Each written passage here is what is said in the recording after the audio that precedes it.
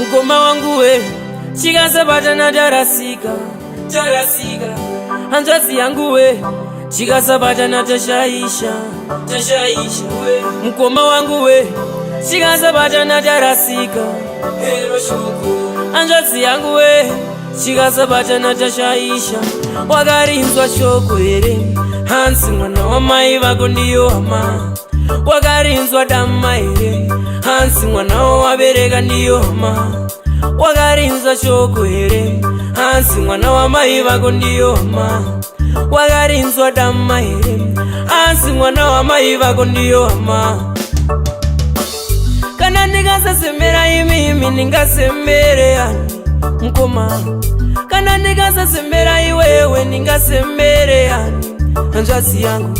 Kana ndikasasemera imi ningasemere yani mkoma. Kana ndikasasemera iwewe ningasemere yani hanzvadzi yangu. Chiona zvino mai vanosembera nesu.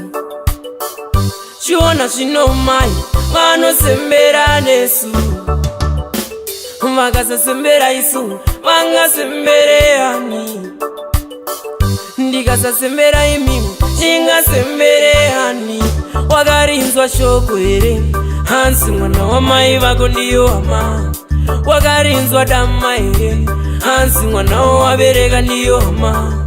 Wakarinzwa shoko here, Hansi mwana wa mai vako ndiyo hama. Wakarinzwa dama here, Hansi mwana wa mai vako ndiyo hama.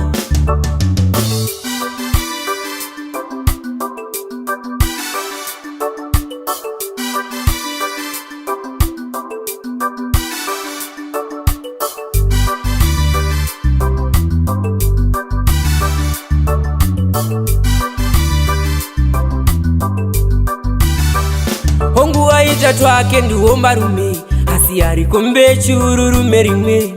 Shehu mimi ndoga ndizvigone, katingobatana sevana vemunhu mumwe. Hongu waitatu ake ndiwo marume, asi ariko mbechururume rimwe. Shehu mimi ndoga ndizvigone, katingobatana sevana veropa rimwe. Mkoma wangu we, chikasabatana tarasika. Hanzvadzi yangu we, chikasabatana tashaisha.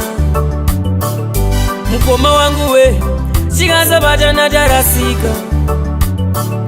Hanzvadzi yangu we, chikasabatana tashaisha. Wakarinzwa shoko here, Hansi mwana wa mai vako ndiyo hama.